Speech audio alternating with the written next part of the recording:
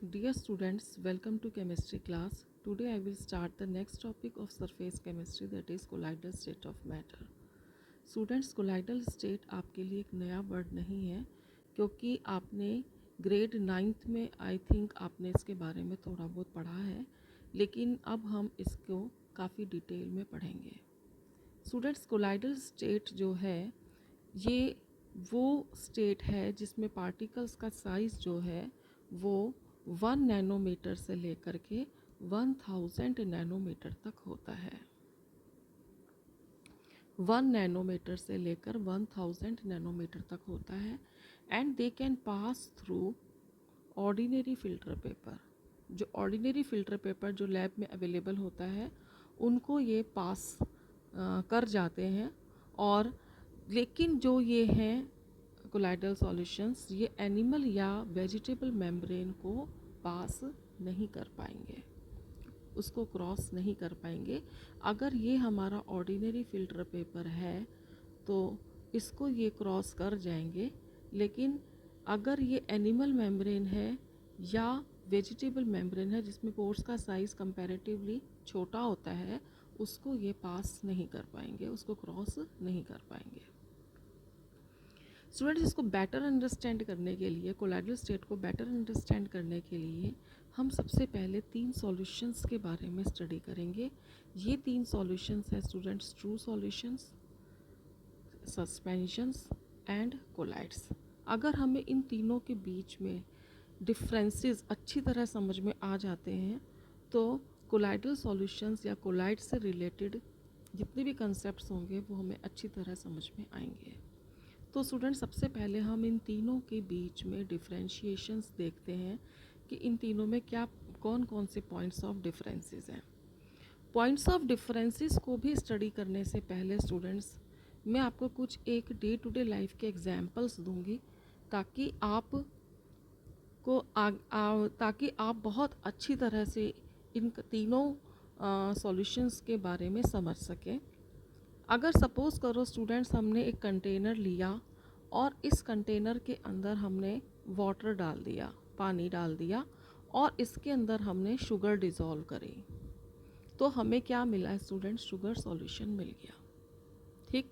अब students, sugar solution आप सब ने देखा है, क्या उसमें आपको शुगर नज़र आती है? नहीं, क्योंकि शुगर टोटली जो है वो वाटर के अंदर क्या हो गई है? डिज़ोल्व हो गई है।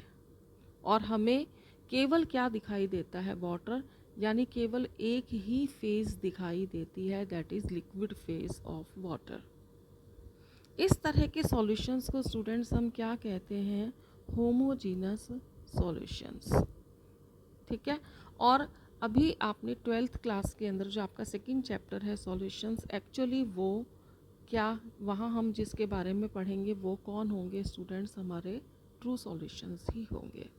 यानी कि ट्रू सॉल्यूशंस वो सॉल्यूशंस हैं स्टूडेंट्स जिसके अंदर जो है सॉल्यूट और सॉल्वेंट टोटली एक दूसरे के अंदर डिसॉल्व हो जाएंगे, अच्छी तरह से मिक्स हो जाएंगे। ठीक है। अब बात करते हैं स्टूडेंट्स हम सैंड एंड वाटर की। आपको सबको पता है स्टूडेंट्स कि अगर हम किसी कंटेनर के अंदर वाटर लें और उसके अंदर हम मिट्टी मिला दें, सैंड मिला दें, तो हम देखेंगे कि वो सैंड थोड़ी देर बाद में नीचे क्या हो जाएगी? सेटल हो जाएगी, बैठ जाएगी नीचे वो, यानी सैंड वाटर में डिज़ोल्व नहीं होगी। तो इस तरह के सॉल्यूशंस में जिसमें कि सॉल्यूट और सॉल्वेंट एक दूसरे में डिज़ोल्व नहीं होते हैं, ऐसे सॉल्यूशंस स्टूडेंट्स क्या कहलाएंगे? सस्पेंशंस कहलाएंगे। ऐसे सॉल्यूशंस को हम क्या बोलेंगे? सस्पेंशंस। तो स्टूडेंट्स, हमने 2 एग्जाम्पल लिए, एक हमने लिया शुगर सॉल्यूशन का एग्जाम्पल और एक हमने लिया सैंड एंड वाटर का एग्जाम्पल। इसमें से शुगर सॉल्यूशन जो है वो ट्रू सॉल्यूशन है और सैंड और वाटर जो है वो सस्पेंशन का एग्जाम्पल है। अब हम बात करते हैं स्टूडेंट्स मडी वाटर की। अगर हम पानी के अंदर जो है मड को डिज़ोल्व कर दें, कीचड़ को डिज़ोल्व कर दें, तो आप देखोगे कि उसके अंदर आपको कीचड़ के पार्टिकल्स, मड के पार्टिकल्स जो हैं वो घूमते हुए नजर आएंगे, मूव करते रहेंगे, लेकिन वो सेटल डाउन नहीं होंगे। जैसे सैंड नीचे सेटल हो गई थी, ये मड के पार्टिकल्स नीचे सेटल नहीं होंगे और वो हमें पानी में घूमते हुए नजर आएंगे। ठीक है, तो ये केस स्टूडेंट्स जो है वो शुगर सॉल्यूशन से भी अलग है और सैंड और वाटर के सॉल्यूशन से भी अलग तरह का केस है। यानी कि यहाँ जो पार्टिकल्स हैं स्टूडेंट्स, वो ना तो सैंड की तरह सेटल हुए हैं और न ही शुगर की तरह वो होमोजीनस मिक्सचर को बना रहे हैं। It means student, it is a state, a new state of matter, and that is called as colloidal state of matter, or such kind of solutions are called as colloidal solutions, or these are called as colloids. तो students, जब भी आपके सामने कोई भी true solution का नाम ले तो आपके सामने शुगर सॉल्यूशन की इमेज आ जानी चाहिए। अगर कोई सस्पेंशन का नाम ले तो सैंड एंड वाटर की एग्जाम्पल आपके सामने हो जाना चाहिए। और अगर कोलाइडल सॉल्यूशंस का नाम लेता है कोई तो मडी वाटर की इमेज आपके सामने आ जानी चाहिए। अगर ये तीनों एग्जाम्पल्स आपको क्लियर हैं तो आपको बहुत इजीली समझ में आ जाएंगे इन तीनों के बीच में डिफरेंस, क्योंकि जब भी हम डिफरेंस करेंगे तो ये एग्जाम्पल हमारी आंखों के सामने होंगे। ठीक है स्टूडेंट्स, तो हमने अब एक ये टेबल फॉर्म करी है। इस टेबल में सबसे पहले हमने लिया है सीरियल नंबर, सेकंड कॉलम है प्रॉपर्टी का, थर्ड कॉलम है ट्रू सॉल्यूशंस का, देन फोर्थ कॉलम है कोलाइडल सॉल्यूशंस का, और लास्ट में हमने लिए हैं स्टूडेंट सस्पेंशंस। सबसे पहले हम इसमें बात करते हैं नेचर की। तो अभी मैंने आपको कहा स्टूडेंट, शुगर सॉल्यूशन कैसा है, होमोजीनस। जो अगर हम मडी वाटर की बात करते हैं तो जो मड है वो भी आपका क्या हो जाएगा, हेट्रोजीनस हो जाएगा। ठीक है, यानी कि उसमें आप, क्योंकि उसमें आपको पार्टिकल्स जो हैं वो अलग से नज़र आ रहे हैं, तो वो भी आपका क्या हो जाएगा, हेट्रोजीनस। और सैंड और वाटर तो आपको क्वाइट डिफरेंट नज़र आते हैं, आपको सैंड के पार्टिकल्स नीचे सेटल हुए हुए नज़र आते हैं, तो वो तो हेट्रोजीनस होगा ही, वो तो क्लियर कट हेट्रोजीनस है।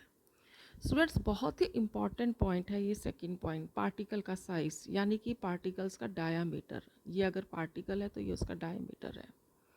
अगर पार्टिकल्स का साइज 1 नैनोमीटर से कम है तो स्टूडेंट्स वो सॉल्यूशन कहलाएगा ट्रू। अगर पार्टिकल का साइज 1000 नैनोमीटर से ज़्यादा है तो वो क्या कहलाएगा, सस्पेंशन। और अगर पार्टिकल का साइज इन दोनों के बीच का है तो वो क्या कहलाएगा, कोलाइडल सॉल्यूशन। स्टूडेंट्स, बार बार इस चैप्टर में बात होगी कि ये जो पार्टिकल के साइज़ की बात है ये कई बार होगी, तो स्टूडेंट्स ये रेंज आपको याद करनी है 1 नैनोमीटर टू 1000 नैनोमीटर। और इन तीनों सॉल्यूशंस की डायरेक्टली और इनडायरेक्टली पूरे टॉपिक के अंदर बात होगी। जब भी कोलाइडल सॉल्यूशंस का कोई भी टॉपिक हम करेंगे तो इन तीनों सॉल्यूशंस की बात होगी, true solutions, colloidal solutions and suspensions की। अगर ट्रू सॉल्यूशन के पार्टिकल स्टूडेंट्स मैं इस तरह से डिनोट करती हूँ, इस साइज़ से डिनोट करती हूँ, तो ये कोलाइडल पार्टिकल के साइज़ होंगे जो उससे कुछ बड़े होंगे, और ये हमारे सस्पेंशन के पार्टिकल्स होंगे जो सबसे बड़े होंगे। ठीक है students, next and the very important topic is filter ability. Filter ability कि अगर हम इनको फ़िल्टर पेपर में डालेंगे तो इनकी क्या नेचर रहेगा, इसका क्या वो फ़िल्टर पेपर को पास कर जाएंगे या वो फ़िल्टर पेपर को क्रॉस नहीं कर पाएंगे। स्टूडेंट्स, फर्स्ट ऑफ ऑल हम ऑर्डिनरी फ़िल्टर पेपर की बात कर रहे हैं जिसमें पोर का साइज़ बड़ा है, एंड सेकंड वन हम बात कर रहे हैं एनिमल मेम्ब्रेन की या वेजिटेबल मेम्ब्रेन की जिसमें पोर्स का साइज़ छोटा है। ये हमारा है फ़िल्टर पेपर। ठीक है, अगर मैं इसको फ़िल्टर पेपर से डिनोट कर रही हूँ तो ये हमारी हो जाएगी एनिमल मेम्ब्रेन, ठीक है, या वेजिटेबल मेम्ब्रेन, या इसको हम क्या कह सकते हैं, पर्चमेंट पेपर, या इसको हम कह सकेंगे सेलोफेन मेम्ब्रेन। स्टूडेंट्स, पूरे चैप्टर में बार बार कहीं एनिमल मेम्ब्रेन का नाम आएगा, कहीं वेजिटेबल मेम्ब्रेन का काम आएगा, कहीं पर्चमेंट पेपर का नाम आएगा, कहीं सेलोफेन मेम्ब्रेन का काम। स्टूडेंट्स, एक्चुअली ये सब की सब क्या हैं, एसपीएम्स हैं, यानी सेमी परमिएबल मेम्ब्रेन हैं। अगर तो ये नेचुरल है तो एनिमल मेम्ब्रेन और वेजिटेबल मेम्ब्रेन में आ जाएंगे, अगर ये आर्टिफिशियल हैं तो ये पर्चमेंट पेपर और सेलोफेन पेपर के नाम से जानी जाएंगी। स्टूडेंट्स अगर ट्रू सॉल्यूशन के पार्टिकल्स यानी पार्टिकल्स का साइज छोटा है तो वो इन दोनों को पास कर जाएगा। ठीक है, अगर स्टूडेंट्स मैं इसके अंदर ले लेती हूँ आपका कोलाइडल सॉल्यूशंस, ठीक है, ये कोलाइडल सॉल्यूशंस हैं, तो कोलाइडल सॉल्यूशन स्टूडेंट्स इसको तो क्रॉस कर जाएंगे लेकिन वो इसको क्रॉस नहीं कर पाएंगे, यानी कि वो फिल्टर पेपर को क्रॉस कर जाएंगे लेकिन वो animal vegetable membrane, parchment paper या सेलोफेन मेम्ब्रेन को क्रॉस नहीं कर पाएंगे। इसी तरीके से अगर मैं बात करूं सस्पेंशन की स्टूडेंट्स, तो जो सस्पेंशन है वो तो किसी को भी क्रॉस नहीं कर पाएंगे। जो सस्पेंशंस हैं वो ना तो ऑर्डिनरी फिल्टर पेपर को क्रॉस कर पाएंगे और न ही वो एनिमल मेम्ब्रेन को क्रॉस कर पाएंगे। तो स्टूडेंट्स जो ट्रू सॉल्यूशन के पार्टिकल्स हैं वो दोनों को क्रॉस कर जाएंगे, जो सस्पेंशन के पार्टिकल्स हैं वो फिल्टर पेपर को और सेलोफेन मेम्ब्रेन या एनिमल मेम्ब्रेन दोनों को ही क्रॉस नहीं कर पाएंगे। और जो कोलाइडल सॉल्यूशन है स्टूडेंट्स वो ऑर्डिनरी फिल्टर पेपर को क्रॉस कर जाएंगे लेकिन वो cellophane membrane, parchment paper, animal membrane या जो है वेजिटेबल मेम्ब्रेन उसको क्रॉस नहीं कर पाएंगे। नेक्स्ट आता है सेटलिंग। वो तो मैं आपको ऑलरेडी बता ही चुकी हूँ स्टूडेंट कि शुगर और सॉल्यूशन में शुगर सेटल नहीं होती, सैंड एंड वाटर में सैंड सेटल हो जाती है और बड़ी वाटर के अंदर मड जो है वो सेटल नहीं होती है। विजिबिलिटी देखना, देखो ट्रू सॉल्यूशंस के पार्टिकल्स हमें इनविजिबल होते हैं, शुगर हमें शुगर के सॉल्यूशन में दिखाई नहीं देती। सैंड जो है उसको हम इजीली देख सकते हैं, नेकेड आई से देख सकते हैं सैंड को हम कि वो नीचे सेटल हो गई है। Now what about colloidal solution students, उनको हम नेकेड आई से देख भी सकते हैं और नहीं भी देख सकते। जैसे मडी वाटर है, मडी वाटर की मड को हम देख सकते हैं लेकिन कई बार ये बहुत स्मॉल पार्टिकल्स होते हैं, क्लाउड्स जैसे होते हैं या एरोसोल्स वगैरह होते हैं, अभी हम आगे पढ़ेंगे डिटेल्स में, तो वो हमें नेकेड आई से तो दिखाई नहीं देते लेकिन उनको हम अल्ट्रा माइक्रोस्कोप से देख सकते हैं। ठीक है स्टूडेंट्स, नेक्स्ट आता है इसमें डिफ्यूजन। डिफ्यूजन का मतलब ये होता है कि मिक्स होना। ठीक है, तो जो आपके कोलाइड ट्रू सॉल्यूशन के पार्टिकल्स हैं इनकी स्पीड ज़्यादा होती है, जल्दी डिफ्यूज़ हो जाएंगे, मिक्स जल्दी हो जाएंगे। जो सैंड पार्टिकल्स हैं वो मिक्स होते ही नहीं हैं और जो आपके कोलाइडल सॉल्यूशंस हैं वो डिफ्यूज़ होंगे लेकिन धीरे धीरे होंगे। जहाँ तक बात अपीयरेंस की आती है स्टूडेंट्स, तो शुगर सॉल्यूशन को अगर हम ग्लास कांच के ग्लास में लें तो इट विल बी ट्रांसपेरेंट। ठीक है, और अगर सैंड वाटर लेंगे तो उसके आर पार हमें दिखाई नहीं देगा और अगर हम मडी वाटर लेंगे तो उसके आर पार हमें दिखाई तो देगा बट क्लियर नहीं देगा, तो वो ट्रांसलूसेंट हो जाएगा। तो स्टूडेंट्स ये कुछ पॉइंट्स ऑफ डिफरेंसेस हैं किसके बीच में, true solution, colloidal solution and suspension के बीच में। आई थिंक आपको ये क्लियर हो गई होगी सारे कंसेप्ट्स। अब स्टूडेंट्स देखो, जब हम ट्रू सॉल्यूशन की बात करते हैं तो हम कहते हैं कि ट्रू सॉल्यूशन दो चीज़ों से मिलकर के बना होता है, जिसमें से एक हमारा होता है सॉल्यूट और एक हमारा होता है सॉल्वेंट। सॉल्वेंट वो है जो हम लार्ज एक्सेस के अंदर लेते हैं और सॉल्यूट वो है जो हम लेस अमाउंट में लेते हैं। जैसे कि अभी हमने शुगर सॉल्यूशन की बात करी तो वाटर इसमें एक्सेस में था तो वाटर क्या हो गया, इसमें सॉल्वेंट हो गया और जो शुगर है वो क्या हो गई, सॉल्यूट हो गई। ठीक, अब ये तो बात हुई स्टूडेंट्स ट्रू सॉल्यूशंस की। अगर हम कोलाइडल सॉल्यूशंस की बात करते हैं तो स्टूडेंट्स सॉल्यूट को हम एक नए वर्ड से रिप्लेस कर देते हैं और वो नया वर्ड हमारा क्या होता है, वो नया वर्ड हमारा होता है डिस्पर्स्ड फेज।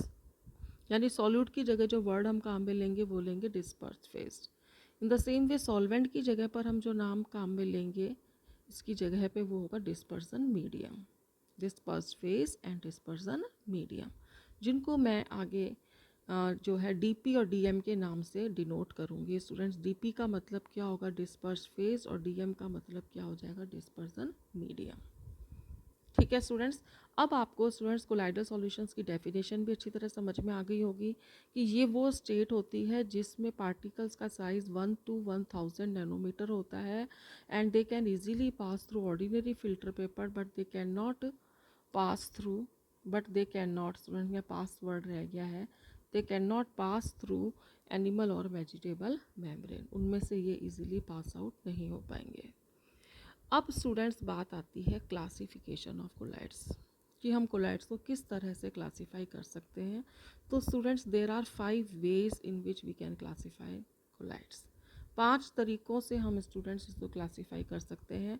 सबसे पहले क्लासिफिकेशन का अटैम्प्ट ग्राहम्स ने किया था, जिसको हम कहते हैं ग्राहम्स क्लासिफिकेशन। ठीक है। इसके बाद में स्टूडेंट्स आता है कि डिस्पर्स फेज यानी डीपी और डिस्पर्सन मीडियम यानी डीएम की फिजिकल स्टेट क्या है, यानी कि सॉलिड, लिक्विड एंड गैस की स्थिति क्या है। डिस्पर्स फेज कौन सी फेज में है और डिस्पर्सन मीडियम कौन सी फेज में है। ठीक है, यानी इनकी फिजिकल स्टेट पे बेस्ड हो गया। नेक्स्ट क्लासिफिकेशन है नेचर ऑफ डीएम। डीएम मतलब डिस्पर्सन मीडियम, यानी हमने मीडियम कौन सा लिया, इसमें से मीडियम हमने कौन सा लिया है, इस पर डिपेंड करेगा। नेक्स्ट डीएम और डीपी यानी डिस्पर्सन फेज और डिस्पर्सन मीडियम के बीच इंटरेक्शन कैसा है, फोर्स ऑफ अट्रैक्शन कैसा है, इसके ऊपर बेस्ड होगा। और लास्ट में स्टूडेंट्स जो है कि डिस्पर्स्ड फेज के जो पार्टिकल्स हैं वो कैसे होंगे। अब देखो स्टूडेंट्स, यही याद करना मुश्किल हो जाता है कि क्लासिफिकेशन को किस क्लासिफिकेशन के कौन कौन से वेज हैं। देखो स्टूडेंट्स, इसको याद कैसे करें अब हम लोग, तो इसको याद करने का एक तरीका है। देखो स्टूडेंट्स, हमने सबसे पहले लिख दिया ग्राहम्स, तो ग्राहम्स का तो अलग ही केस हो गया। इसके बाद आप जो भी केस देख रहे हो, सेकंड, थर्ड, फोर्थ, फिफ्थ, सभी में डिस्पर्स फेज और डिस्पर्सन मीडियम में से किसी की बात हो रही है, दोनों की बात हो रही है। तो हमने फर्स्ट केस ग्राम का हो गया, सेकंड केस में हमने क्या ले लिया students, DP and DM. Third case के अंदर हमने केवल डीएम ले लिया। फोर्थ केस के अंदर हमने फिर डीपी एंड क्या ले लिया, डीएम ले लिया। और फिफ्थ केस के अंदर हमने स्टूडेंट्स क्या ले लिया, डीपी ले लिया। ठीक है, ग्राहम्स तो अलग चला गया। देन डीपी और डीएम दोनों की फिजिकल स्टेट कैसी है, देन डिस्पर्सन मीडियम कैसा है, देन डीपी एंड डीएम यानी डिस्पर्स फेज और डीजीएम डिस्पर्सल मीडियम के बीच फोर्स कैसे हैं, इंटरेक्शन कैसा है, और फिर डिस्पर्स फेज के पार्टिकल्स कैसे हैं। तो डिस्पर्सन मीडियम कैसा है, डिस्पर्स फेज कैसा है, डिस्पर्स फेज और डिस्पर्सन मीडियम की फिजिकल स्टेट क्या है, डिस्पर्स फेज और डिस्पर्सन मीडियम के बीच फोर्स ऑफ अट्रैक्शन क्या है। इस आधार पर कितने तरह के क्लासिफिकेशन है, 5 टाइप्स के हैं। सबसे पहले स्टूडेंट्स इसमें हम देख लेते हैं ग्राहम्स क्लासिफिकेशन। ठीक है, ग्राहम का जो क्लासिफिकेशन है, इसने 2 भागों में डिवाइड किया था पार्टिकल्स को। एक होते हैं क्रिस्टलॉइड्स और दूसरे होते हैं कोलाइड्स। क्रिस्टलॉइड्स नाम से पता लग रहा है क्रिस्टलाइन नेचर के होते हैं। स्टूडेंट्स, चैप्टर 1 सॉलिड स्टेट में हमने पढ़ा था क्रिस्टलाइन सब्सटेंस कौन से होते हैं, और कोलाइड्स नॉन क्रिस्टलाइन होते हैं। जो इजीली डिफ्यूज़ हो जाते हैं वो क्रिस्टलाइन होते हैं, जो स्लोली डिफ्यूज़ होते हैं तो वो क्या कहलाते हैं, आपके कोलाइड्स। अब ध्यान से देखना स्टूडेंट्स, इजीली डिफ्यूज़ वाली बात अभी हमने यहाँ करी थी ट्रू सॉल्यूशंस के अंदर, है ना, क्विकली यानी एक तरह से यहाँ जो हम क्रिस्टलॉइड्स की बात कर रहे हैं ना स्टूडेंट्स, यहाँ हम ट्रू सॉल्यूशन की बात कर रहे हैं। ठीक है, और ये इजीली डिफ्यूज़ हो जाते हैं और ये पर्चमेंट पेपर्स में को भी क्रॉस कर जाएंगे, लेकिन ये पर्चमेंट मेम्ब्रेन को क्रॉस करेंगे तो धीरे धीरे करेंगे। एग्जाम्पल देखो स्टूडेंट्स, शुगर, सॉल्ट, यूरिया, ये सब वाटर में क्या होते हैं, सॉल्यूबल होते हैं। तो बताओ ये ट्रू सॉल्यूशन हुए कि नहीं हुए। यानी जिस क्रिस्टलॉइड्स की बात कर रहे हैं एक्चुअली स्टूडेंट्स, वो ट्रू सॉल्यूशन के पार्टिकल है जिनका साइज़ कितना होता है, 1 नैनोमीटर से कम होता है, लेस देन 1 नैनोमीटर होता है। अच्छा, यहाँ एग्जाम्पल में देखिए स्टूडेंट्स, कोलाइड्स में क्या आएंगे, starch, gum and gelatin. Students, all the examples are very important, आपको बहुत अच्छे से करने हैं, सभी एग्जाम्पल्स को याद करना है स्टूडेंट्स। ये जो सॉल्यूशन है क्रिस्टलाइन के, ये इनको हम ट्रू सॉल्यूशन बोलते हैं, और जो ये कोलाइड्स के जो सॉल्यूशन होंगे उनको हम ऑब्वियसली क्या बोलेंगे, कोलाइडल सॉल्यूशन बोलेंगे। लेकिन यहाँ इनकी कुछ लिमिटेशन है स्टूडेंट्स, कि अगर हम सॉल्वेंट को बदल दें तो colloids can be converted into crystalloids and crystalloids can be converted as colloid. That's why this classification was discarded, and then there are 2 examples to explain this one, and the very important statement is given in NCERT question, that is colloid is not a substance but it is a state of substance.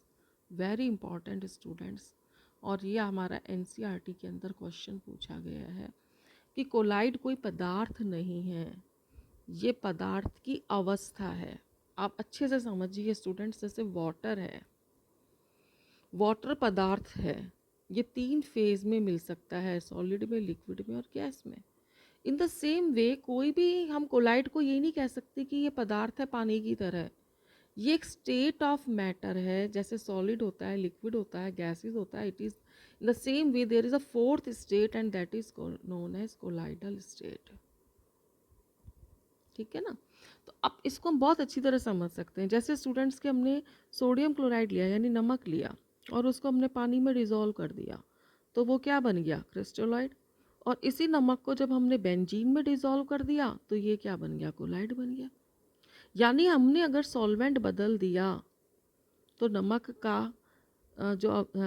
का जो particle है nature का वो बदल गया। यानी पहले ये क्रिस्टोलाइड था, अब कोलाइड। ऐसा हो सकता है कि एक ही चीज़ कोलाइड भी हो और वही चीज़ क्रिस्टोलाइड भी हो? अगर हमने सॉल्वेंट बदल दिया तो NaCl का नेचर भी बदल गया। तो हम ये नहीं कह सकते कि नमक एक क्रिस्टोलॉइड है या नमक एक कोलाइड है, because as we change the solvent the nature of substance will also be changed. And the another example is dilute soap solution. अगर हम साबुन का solution लें dilute state में, जब झाग नहीं बनते, at that moment it will act as a crystalloid. ये crystalloid की तरह बिहेव करेगा, यानी ट्रू सॉल्यूशन की तरह बिहेव करेगा। लेकिन जब हम साबुन बहुत सारा ले लेंगे स्टूडेंट्स, उसमें झाग बनेंगे। एंड दैट वो जो झाग बनेंगे जिसको हम फ्रोथ बोलते हैं, वो झाग जो है वो और कुछ नहीं, कौन है? कोलाइड्स हैं। अभी हम डिटेल में पढ़ेंगे इसके बारे में स्टूडेंट्स। तो पानी, जब साबुन को हमने पानी में घोला, जब तक उसमें झाग नहीं बने थे तो वो क्रिस्टलाइट था। और जब हमने उसमें ज़्यादा साबुन डाला और उसको हमने शेक किया अच्छे से, तो वो झाग बनाने लग गया और उस समय में उन झाग को हम क्या बोलेंगे? कोलाइड कहेंगे। ठीक। तो वही सोप सॉल्यूशन क्रिस्टलाइड की तरह भी बिहेव कर रहा है और वही सोप सॉल्यूशन जो है वो कोलाइड की तरह भी बिहेव कर रहा है। तो ये दो एग्जाम्पल ये अच्छी तरह से हम एक्सप्लेन कर देते हैं स्टूडेंट्स कि कोलाइड जो है वो कोई पदार्थ का की नहीं है, वो पदार्थ की अवस्था है। It is the state of substance like solid, liquid and gas. I hope आपको स्टूडेंट्स ये कंसेप्ट समझ में आ गया होगा। तो this is all about Graham's classification. Then second one is classification based on physical state of dispersed phase and dispersion medium. Physical state students, what do you mean by physical state? अभी मैंने बात करी physical state का मतलब solid, liquid and gas। बहुत ही important है student ये table. जितनी भी आपके ऑब्जेक्टिव क्वेश्चन 1 मार्क क्वेश्चन बनते हैं वो बहुत सारे यहाँ से बनते हैं, तो आप ध्यान से समझना और याद करना है स्टूडेंट्स। फर्स्ट कॉलम हमारा यहाँ सीरियल नंबर का रहेगा स्टूडेंट्स। फर्स्ट कॉलम हमारा यहाँ पे किसका रहेगा? सीरियल नंबर का। सेकंड डिस्पर्स फेज का, थर्ड डिस्पर्जन मीडियम का, then name and then examples. अब देखो स्टूडेंट्स ध्यान से देखना, बड़ा सिस्टमेटिक वे में है। फर्स्ट कॉलम की बात करें तो सीरियल नंबर है, तो टोटल कितने कोलाइडल सॉल्यूशन है? यहाँ 8 टाइप के हैं students. Disperse phase, first 3 cases में हमने डिस्पर्स फेज क्या ली है? सॉलिड। देन नेक्स्ट 3 केसेस में हमने डिस्पर्स फेज क्या ली है? Liquid. And then third phase के अंदर जो है, थर्ड स्टेट जो है, जो थर्ड को हमने इसका टाइप लिया है, उसके अंदर हमने इसको लिया है गैसियस स्टेट में। यानी कि हमने इसको सॉलिड के फॉर्म में लिया है। फर्स्ट 3 सॉलिड फेज में है, then fourth, fifth and sixth जो केसेस होंगे उसमें ये लिक्विड स्टेट में होगा फेज, और सेवन्थ और एट्थ में जो फेज है वो कौन सी स्टेट में होगा? गैसियस स्टेट के अंदर होगा। डिस्पर्जन मीडियम स्टूडेंट्स हम सॉलिड, लिक्विड और गैस लेंगे। इसका क्या मतलब है स्टूडेंट्स कि सॉलिड को हमने सॉलिड में डिज़ोल्व किया है, सॉलिड को हमने लिक्विड में डिज़ोल्व किया है, सॉलिड को हमने गैस में डिज़ोल्व किया है। इन the same way next 3 set जो है हमारे, उसमें लिक्विड को हमने किस में डिज़ोल्व किया है? सॉलिड में। लिक्विड को लिक्विड में डिज़ोल्व करा है, लिक्विड को गैस में डिज़ोल्व किया है। एंड नेक्स्ट लास्ट 2 केसेस के अंदर स्टूडेंट्स गैस को हमने सॉलिड में डाला है और गैस को हमने किस में डाला है? लिक्विड में डाला है। ठीक है। यानी ये किसका काम कर रहे हैं? मीडियम का। और ये किसका काम कर रहा है? फेज का काम कर रहे हैं स्टूडेंट्स। ठीक है। अब देखो नाम याद करने हैं स्टूडेंट्स इसके हमें। अगर हमने सॉलिड को सॉलिड में डाला तो उसको बोलेंगे सॉलिड सोल। अगर सॉलिड को लिक्विड में डाला तो सिंपली सोल। और अगर सॉलिड को गैस में डाला तो एरोसोल। आपने देखा स्टूडेंट सभी के पीछे सोल आ रहा है, सफिक्स में क्या आ रहा है? सोल। ये सोल वर्ड ये बताता है कि डिस्पर्स फेज कैसी है? सॉलिड है। ठीक। और देखो एरो में एरो वर्ड हमेशा किसके लिए आता है? गैस के लिए। इसका मतलब मीडियम क्या है? Gas. Whenever with the medium is gas, then the name of colloidal solution will be given as aerosol. ठीक. Fourth fifth and six cases में स्टूडेंट्स लिक्विड को सॉलिड में डाला तो उसको हम बोलेंगे जेल. जेल आपको पता है स्टूडेंट, जेलेटिन जेल, उसके अंदर मेन तो वो जेल होता है, वो सॉलिड स्टेट में होता है, लेकिन कुछ वो लिक्विड सा होता है. लिक्विड इन लिक्विड इमल्जन कहलाता है स्टूडेंट्स. जैसे मिल्क है तो मिल्क जो है वो वाटर और फैट यानी ऑयल दोनों का इमल्जन होता है. लिक्विड इन गैस, लिक्विड को हमने किस में डाला है, गैस में डाला है, जिसको हम क्या बोलेंगे, एरोसोल. उसके बाद में गैस को स्टूडेंट्स हमने सॉलिड में डाला है तो इसको हम बोलेंगे सॉलिड फोम, और गैस को लिक्विड में डालेगा तो इसको सिंपली क्या बोलेंगे, फोम बोलेंगे. एग्जाम्पल देख लीजिए स्टूडेंट्स इसके. सॉलिड सोल यानी कि हमने सॉलिड को सॉलिड में डाला है. जेम स्टोन स्टूडेंट्स, जो कलरफुल हमें जेम्स मिलते हैं, जैसे टोपाज होता है, जैसे कि आपके कोई नीले रंग का नग डाल लेता है अपनी अंगूठी में, कोई रेड कलर का डालता है, कोई ग्रीन कलर का डालता है, तो वो जेम स्टोन्स कहलाते हैं स्टूडेंट्स. और उसमें सॉलिड को सॉलिड में डिज़ोल्व किया गया. अगर मैंने अभी बात की थी मडी वाटर की या पेंट की, मैं बात करती हूँ स्टूडेंट्स, उसमें सॉलिड को किस में डाला है, लिक्विड में. अगर मैं स्मोक और डस्ट की बात करती हूँ स्टूडेंट्स, तो इसके अंदर सॉलिड को किसके अंदर डाला गया है, गैस के अंदर डाला गया है. यानी कि स्मोक के अंदर जो मेन मीडियम पार्ट है वो क्या है, गैस एयर है, और उसके अंदर कार्बन के पार्टिकल्स हैं जो स्मोक बनाते हैं. ठीक है. नेक्स्ट आता है लिक्विड को हमने किस में डाला है, सॉलिड में, तो जेल बनेगा. जैसे चीज़ हो गया, बटर हो गया, जेली हो गया स्टूडेंट्स. लिक्विड को लिक्विड में डाला, मिल्क.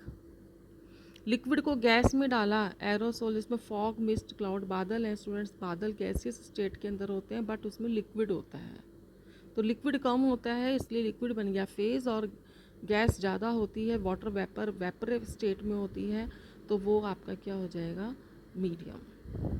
जब गैस को सॉलिड में डाल रहे हैं, सॉलिड फॉर्म, जैसे फॉर्म जिसके रबड़, फॉर्म रबड़ जिसके गद्दे वगैरह बनते हैं, जिस फॉर्म को हम यूज़ में लेते हैं, तो वो फॉर्म के अंदर भी स्टूडेंट्स जो मेन इंग्रेडिएंट है ज़्यादा अमाउंट में जो है वो सॉलिड होता है, और लेस अमाउंट में क्या होती है, गैस होती है. तो इसका एग्जांपल हो गया फोम रबड़.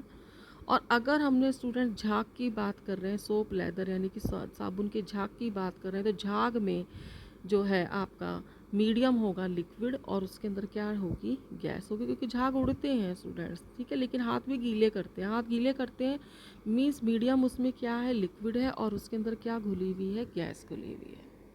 ठीक है स्टूडेंट्स, ये बहुत इंपॉर्टेंट पार्ट है.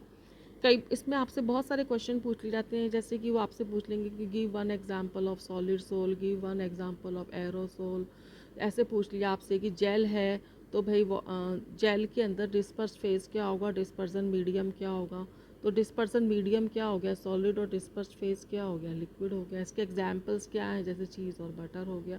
तो ये पूरी टेबल ही इंपॉर्टेंट है स्टूडेंट्स, ये पूरी टेबल ही आपको अच्छी तरह से लर्न करनी है.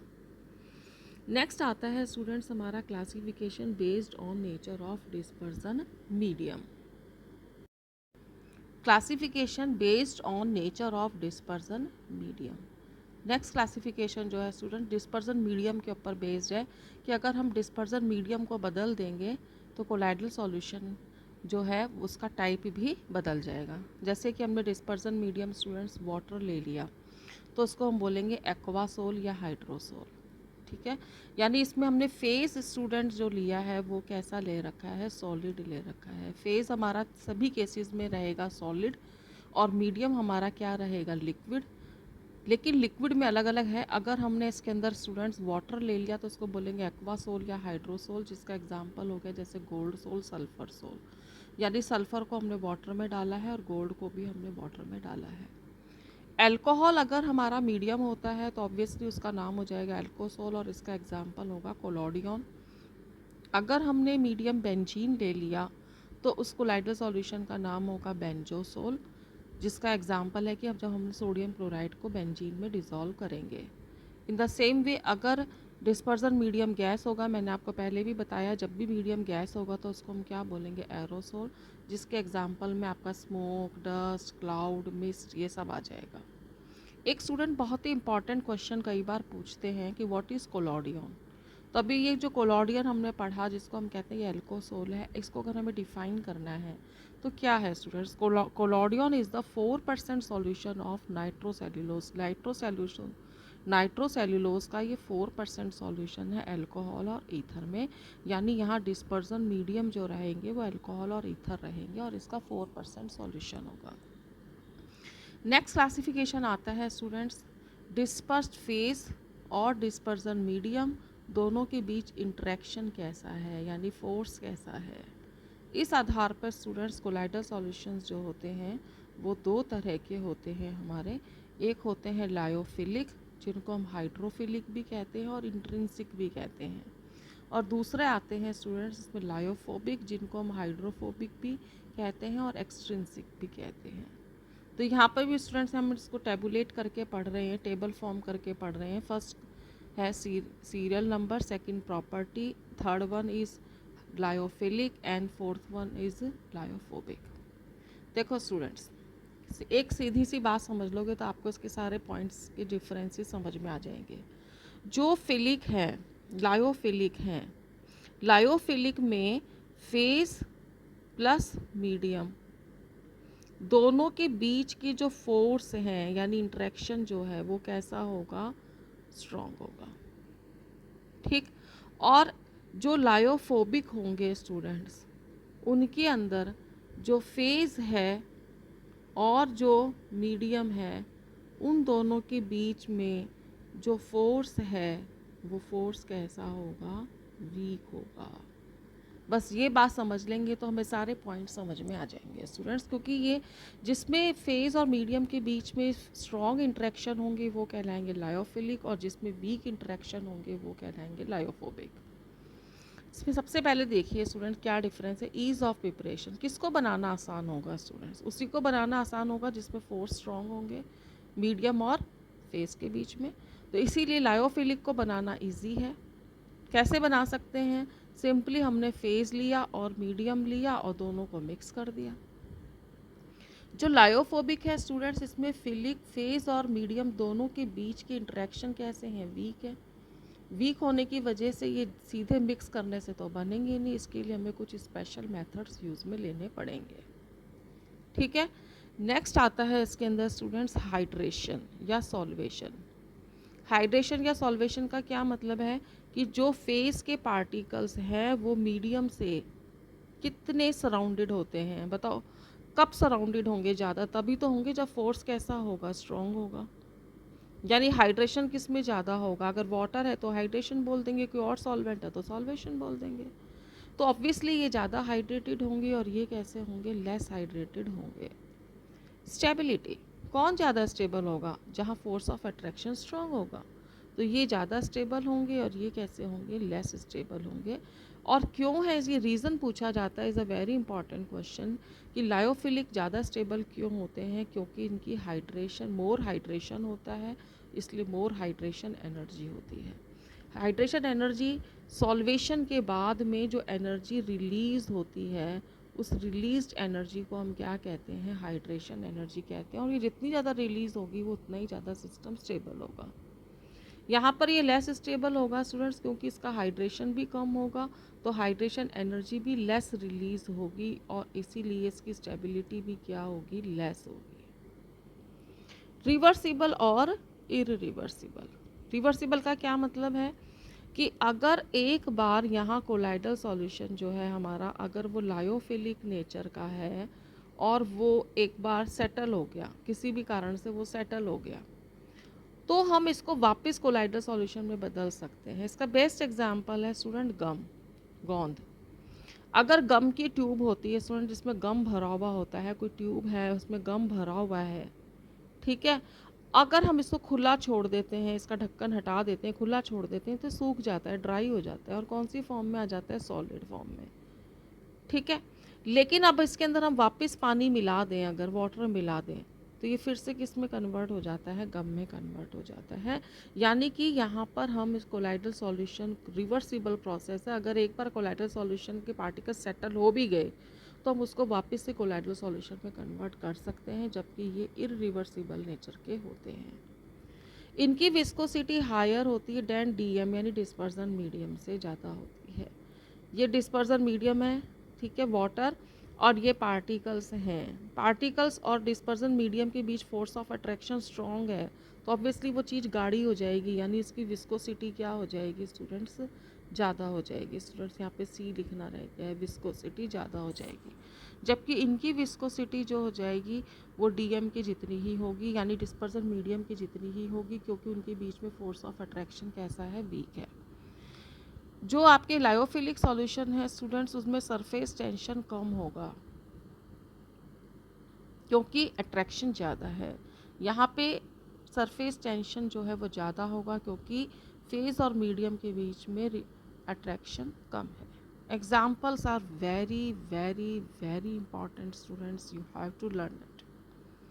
जनरली ऑर्गेनिक सब्सटेंस आएंगे स्टूडेंट्स, जिसमें एक स्टार्च है, गम है, जिलेटिन है, प्रोटीन है। ये 4 एग्जाम्पल हैं स्टूडेंट्स, बहुत अच्छे से याद करने हैं, आगे चैप्टर में कई बार काम आएंगे। स्टार्च, गम, जिलेटिन, प्रोटीन, ये स्टूडेंट्स आपके किसके एग्जाम्पल हो जाएंगे, लायोफिलिक के।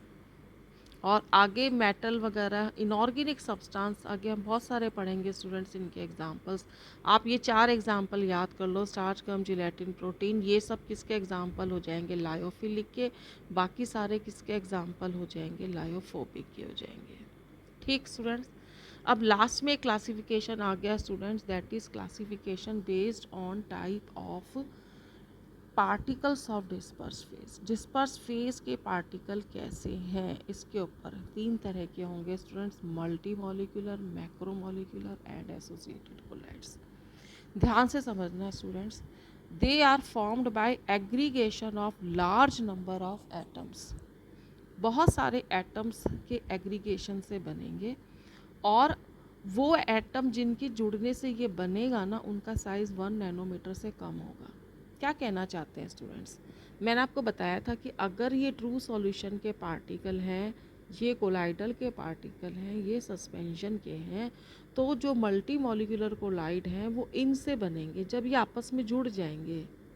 जुड़ गए स्टूडेंट्स ये सारे के सारे आपस में, और इनका साइज़ पहले क्या था, लेस देन क्या था, 1 नैनोमीटर था। अब ये 1 नैनोमीटर से किसके बीच में हो गए, 1000 नैनोमीटर के बीच में हो गए, जुड़ गए आपस में, तो ये कोलाइडल पार्टिकल बन गया है।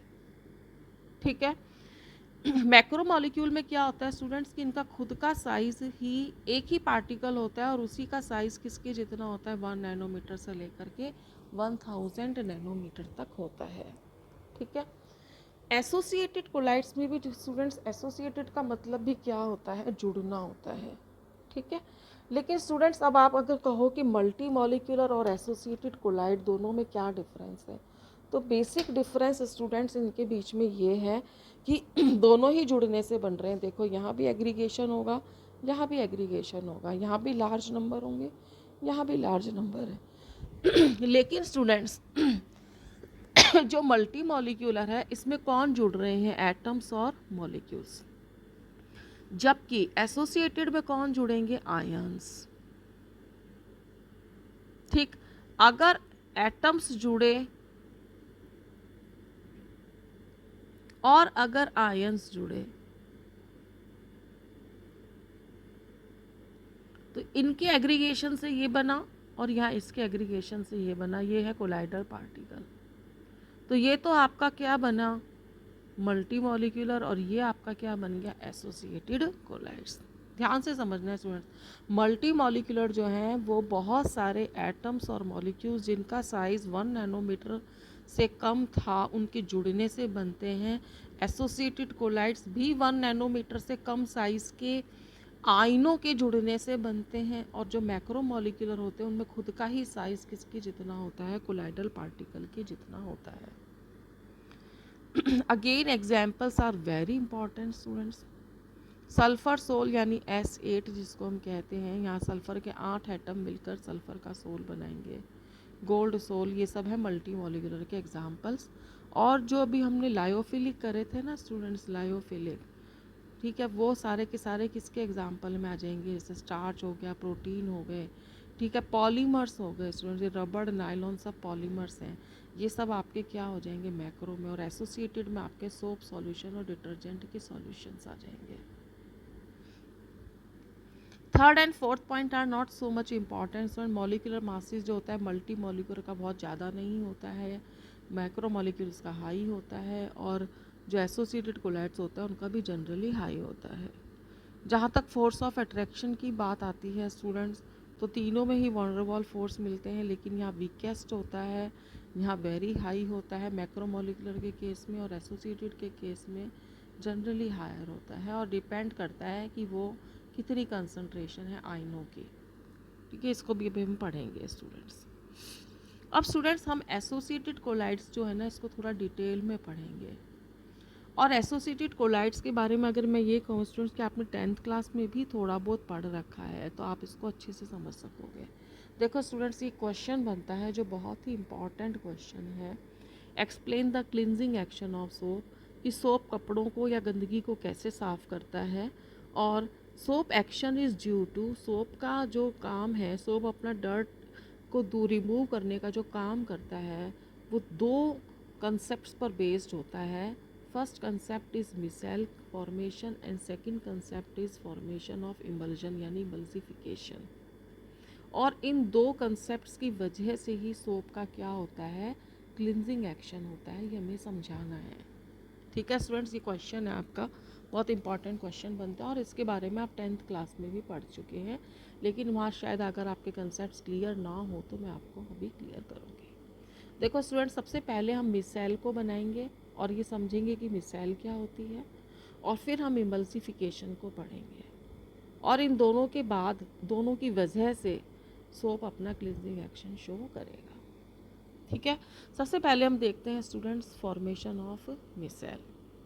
करना क्या है स्टूडेंट्स, हमने एक बकेट लेनी है और उस बकेट में हमें पानी लेना है, और उस पानी के अंदर हमें क्या डालना है, सोप का सॉल्यूशन। चाहे तो आप सोप का सॉल्यूशन डाल दो, चाहे आप इसमें किसका डाल दो, डिटर्जेंट डाल दो। हम देखते हैं, आपने स्टूडेंट्स ऑब्जर्व किया होगा कि जब हम थोड़ा सर्फ डालते हैं और उसको हाथ से हिलाते हैं तो उसमें झाग नहीं बनते। हम कहते हैं तो सर्फ में झाग ही नहीं बन रहे, हम उसमें और डालते हैं, फिर और डालते हैं, और फिर हम एक बार देखते हैं कि उसमें झाग बनने शुरू हो जाते हैं। तो जब तक स्टूडेंट हमने उसमें सोप या डिटर्जेंट डाला लेकिन उसमें झाग नहीं बने, तो वो किसकी तरह काम कर रहा था, इलेक्ट्रोलाइट की तरह। अब देखो स्टूडेंट, फिर कन्फ्यूजन क्रिएट हो रहा है। इलेक्ट्रोलाइट, देखो स्टूडेंट्स, इलेक्ट्रोलाइट का ही मतलब क्या होता है, क्रिस्टलॉइड। बताओ, क्रिस्टलॉइड वर्ड किसने काम में लिया था, ग्राम्स ने। और इसी का मतलब होता है ट्रू सॉल्यूशन के पार्टिकल, जो हमने ट्रू सॉल्यूशन की बात करी। पूरे चैप्टर में स्टूडेंट्स बहुत ज़्यादा कंफ्यूजन क्रिएट करेगा ये वर्ड। कहीं पर तो ये आपको इसके बारे को कहेंगे इलेक्ट्रोलाइट, कभी कहेंगे क्रिस्टलॉइड, कभी कहेंगे ट्रू सॉल्यूशन पार्टिकल। इन तीनों का मतलब एक है स्टूडेंट। जो सबसे छोटे पार्टिकल थे ना, जिनका साइज़ 1 नैनोमीटर से कम था, वो आपके क्या कहलाएंगे, इलेक्ट्रोलाइट, क्रिस्टलॉइड और ट्रू सॉल्यूशन के पार्टिकल्स। यानी जब तक हमने सोप को लो कंसंट्रेशन में मिलाया तो वो एक ट्रू सॉल्यूशन की तरह काम करता है, वाटर में डिसॉल्व हो जाता है, इलेक्ट्रोलाइट कहलाता है, क्रिस्टलॉइड कहलाता है। बट जब हम उसकी कंसंट्रेशन बढ़ाते हैं, यानी सोप को ज़्यादा मात्रा में मिलाते हैं और उसकी कंसंट्रेशन क्रिटिकल माइसिल कंसंट्रेशन यानी CMC से ज़्यादा हो जाती है, और टेम्परेचर क्राफ्ट टेम्परेचर से ज़्यादा हो जाता है, तो वो आयंस आपस में जुड़ते हैं, और जुड़ने के बाद वो जो कोलाइड्स बनाएंगे उनको हम क्या बोलेंगे, एसोसिएटेड कोलाइड्स। और एसोसिएटेड कोलाइड्स को ही स्टूडेंट हम क्या बोलेंगे, मिसेल। बहुत सारी बात आ गई स्टूडेंट्स इस वाले पॉइंट में। ये CMC क्या होता है, ये क्राफ्ट टेम्परेचर क्या होता है, ये मिसाइल क्या होती है। देखो स्टूडेंट्स, क्राफ्ट टेम्परेचर कौन होता है, it is the temperature only above which micelles can form. ये वो टेम्परेचर है जिसके ऊपर, मतलब उससे कम टेम्परेचर पे मिसाइल नहीं बनेगी। कम से कम ये टेम्परेचर होना चाहिए तभी मिसाइल यानी झाग बनेंगे। झाग स्टूडेंट, साबुन को पानी में हम जब डिज़ोल्व करेंगे तो जब हम उसको थोड़ी मात्रा में मिलाएंगे तो it will behaves like a electrolyte, but हम उसकी जब कंसंट्रेशन को बढ़ाएंगे और एक पर्टिकुलर टेम्परेचर मिलेगा उसको, तो झाग बनेंगे, उन झाग को हम कोलाइडल सॉल्यूशन कहते हैं। और वो कौन से कोलाइडल सॉल्यूशन होते हैं? एसोसिएटेड होते हैं, उन्हीं को हम मिसाइल कहते हैं। Critical missile concentration CMC students, it is the concentration of substance only above which missile can form। ये वो टेम्परेचर है जिसके ऊपर मिसाइल बनती है, ये वो सब्सटेंस की कंसंट्रेशन है जिसके ऊपर मिसाइल बनती है। तो सीएमसी और क्राफ्ट टेम्परेचर तो आपको क्लियर हो गया स्टूडेंट। एसोसिएटेड कोलाइड स्टूडेंट्स, यही जो अभी हमने पढ़े थे एसोसिएटेड कोलाइड्स, ठीक है। इन्हीं एसोसिएटेड कोलाइड्स को सोप के संदर्भ में हम क्या बोल देंगे? मिसाइल बोल देंगे, ठीक है। यानी कि झाग, फ्रोथ या सोप लेदर, सोप लेदर, ये सब एसोसिएटेड कोलाइड्स मिसाइल के ही एग्जाम्पल्स हैं, ठीक है स्टूडेंट।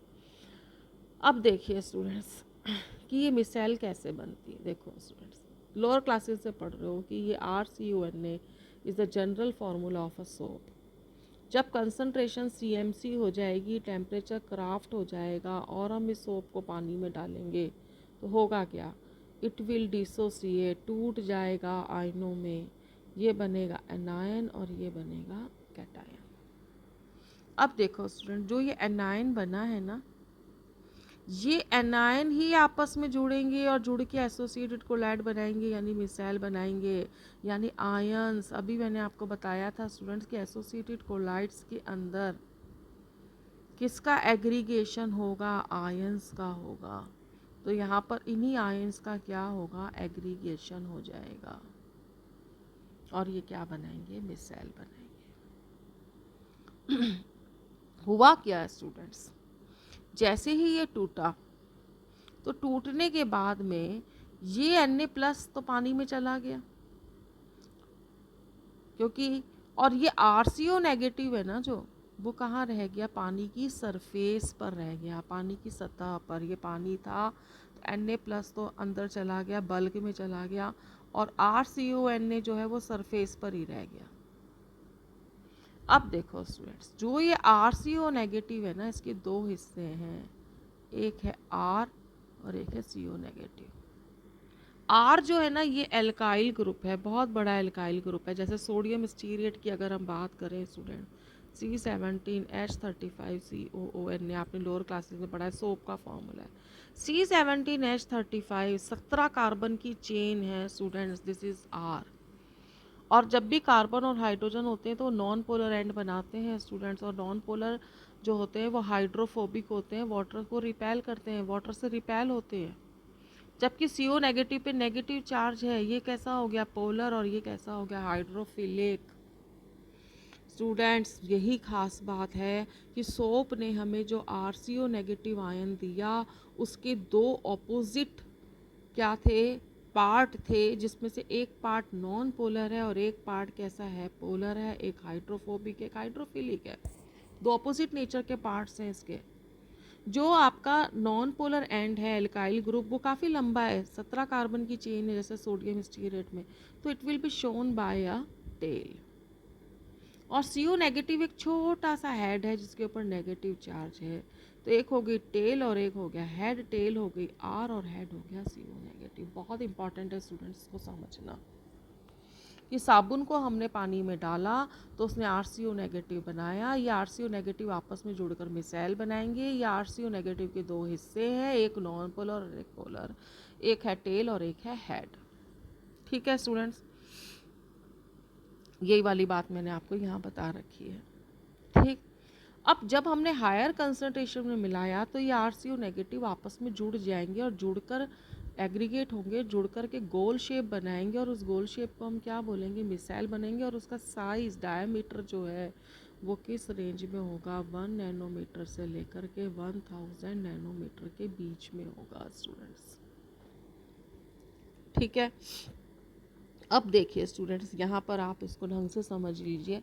ये हमने क्या ली है स्टूडेंट्स? बकेट ली है।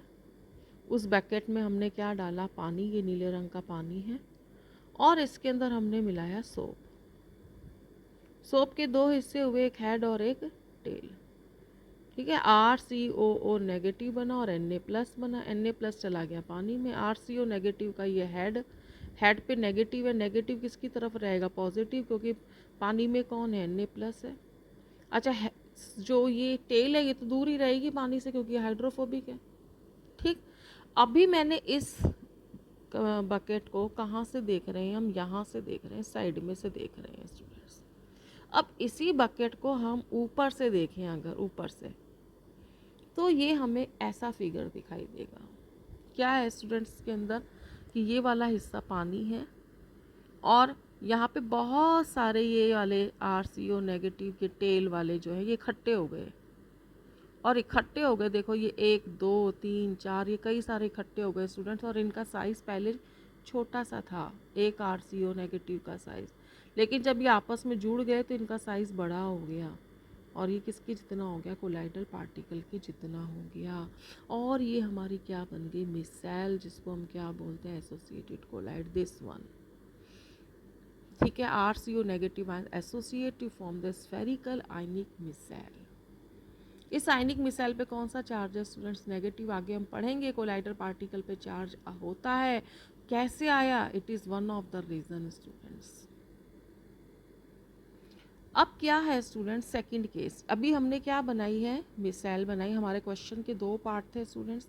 पहले पार्ट के अंदर हमने क्या करा था कि मिसाइल बनाना था। अब दूसरे पार्ट के अंदर हम क्या बनाएंगे, इमल्जन बनाएंगे स्टूडेंट्स। इमल्जन वही जो हमने कहा था जिसमें फेज भी लिक्विड हो और मीडियम भी लिक्विड हो। क्लींजिंग एक्शन पढ़ रहे हैं स्टूडेंट्स हम। अब बहुत ध्यान से समझना स्टूडेंट्स क्या होगा। सपोज करो स्टूडेंट्स ये एक शर्ट है,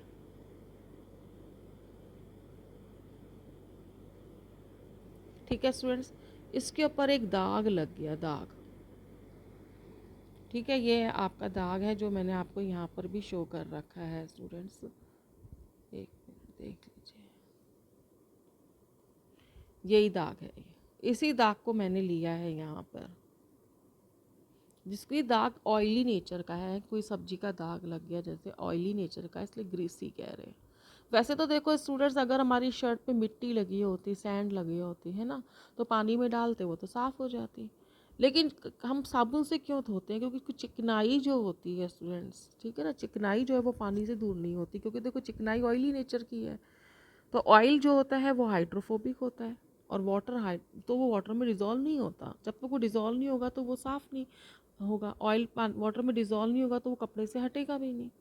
अब हमने करना क्या है स्टूडेंट्स कि ये हमारे इस कपड़े के ऊपर क्या थी, ग्रीस थी, हमें इसको हटाना है।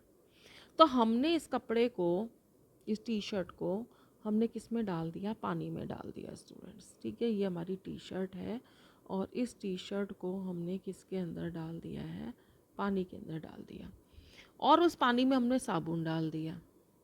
साबुन की हमने CMC कंसंट्रेशन ले ली, टेम्परेचर क्राफ्ट ले लिया, तो ये एग्रीगेट हो गए, देखो ये जुड़ गए। अब देखो स्टूडेंट्स, समझने वाली बात यही है कि जो ऑयल है और जो पानी है दोनों अपोजिट नेचर के हैं, दोनों एक दूसरे में घुलते नहीं हैं। तो सोप क्या करेगा स्टूडेंट्स, इन दोनों को घोलने का काम करेगा, डिज़ोल्व करवाएगा। क्यों करवाएगा, क्योंकि उसके पास में दोनों हिस्से हैं। ये हाइड्रो कैसा है, फोबिक है, और ये कैसा है, हाइड्रोफिलिक है। तो जो फिलिक एंड है ना, ये वाटर के पास जाएगा, और जो फोबिक एंड है ना, वो ऑयल के पास जाएगा। तो ये फोबिक एंड जो है ये ऑयल को समझाएगा, फिलिक एंड वाटर को समझाएगा, और फिर दोनों के बीच दोस्ती हो जाएगी। उस दोस्ती की वजह से दोनों आपस में घुल जाएंगे, घुल जाएंगे तो क्या बन जाएगा, इमल्जन। और ये दोस्ती किसने करवाई, इमल्जन किसने बनवाया, सोप ने बनवाया। तो सोप क्या कहलाएगा, इमल्जीफाइंग एजेंट, या इसको हम क्या बोल देंगे, इमल्जीफायर। तो जो ये डर्ट थी स्टूडेंट्स, जो पानी से दूर नहीं हो रही थी, हट नहीं रही थी, सोप के अंदर जो मिसाइल बन गई, ये देखो मिसाइल बन गई। आप देखो जो ये टेल वाला एंड है ये ग्रीस के पास गया है, ये देखो ग्रीस के पास यानी चिकनाई के पास चला गया, ऑयल के पास चला गया। और जो ये नेगेटिव पार्ट है वो पानी के पास चला गया। ये यानी कि ये जो गोला है ये सोप है स्टूडेंट। सोप का एक हिस्सा गया ऑयल के पास और दूसरा हिस्सा गया पानी के पास में, और दोनों के बीच में फ्रेंडशिप करवाई। उस फ्रेंडशिप को क्या नाम दिया गया? इमल्सिफिकेशन। और उस फ्रेंडशिप उसकी दोस्त जो है उससे जो सॉल्यूशन बना ऑयल और वाटर का, उसको हमने क्या बोला? इमल्जन। और ये किसने बनवाया? सोप ने। तो उसको हम क्या बोलेंगे? Emulsifying agent. अब आप देखिए स्टूडेंट्स कि अगर तो ये डर्ट थी और ये डर्ट अब किस में आ गई है? झाग में। पानी है, पानी के अंदर ऊपर कौन है? झाग। झाग का मतलब क्या है? मिसेल। मिसेल का मतलब क्या है? फोबिक और फिलिक दोनों एंड। तो डर्ट जो है वो किस में आ गई? झाग में आ गई, यानी वो कपड़े से दूर हो गई। और जैसे ही हमने इसको पानी से धोया तो ये झाग के साथ में बाहर आ गया।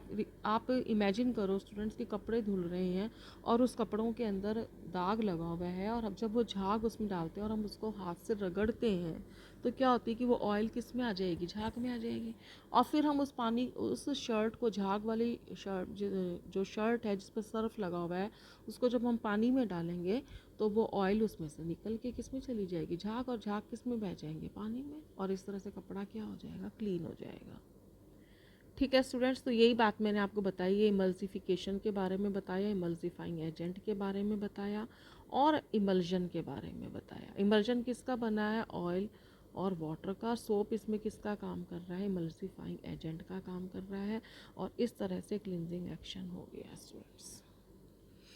तो ये एक तरह से मैंने स्टूडेंट्स जो हमने लास्ट में क्लासिफिकेशन करा है ना, ये वाला क्लासिफिकेशन हमने, classification based on types of particles और डिस्पर्स फेस, तो इसमें हमने एसोसिएटेड कोलाइड्स, जिसको हम मिसाइल का एग्जांपल लेकर और उसकी एप्लीकेशन बताई है हमने मिसाइल की, यानी एसोसिएटेड कोलाइड्स की एप्लीकेशन बताई है कि cleansing action of soap is the best example of micelle formation.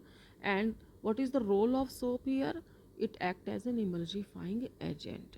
वो ऑयल और वाटर को डिज़ोल्व करवाता है, जो दो ऑपोजिट नेचर के होते हैं, एक हाइड्रोफोबिक और एक हाइड्रोफिलिक। तो स्टूडेंट्स, आज की इस वीडियो में मैंने आपको जो मेन बातें बताई स्टूडेंट्स, सबसे पहले तो मैंने आपको इंट्रोड्यूस करा है कि कोलाइडल स्टेट मैटर क्या होती है। उसके बाद द वेरी इंपॉर्टेंट थिंग कि how can we differentiate between true solution, colloidal solution and suspension. क्योंकि स्टूडेंट्स आगे हम जितने भी टॉपिक्स पढ़ेंगे ना, उन सब में डायरेक्टली या इनडायरेक्टली होंगे। तो we should know, and we should know about all these points of differences regarding true solutions, colloids and suspensions. After that, uh, we have done the classification of colloids in 5 different ways.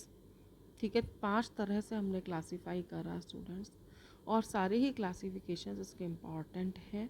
और last में students हमने associated collide का एक example लिया, soap solution, और उसका हमने करा क्लिनजिंग एक्शन। आई होप आपको सारे कंसेप्ट्स क्लियर हुए होंगे कोलाइडल सॉल्यूशंस के। तो students, stay home, stay safe and do study.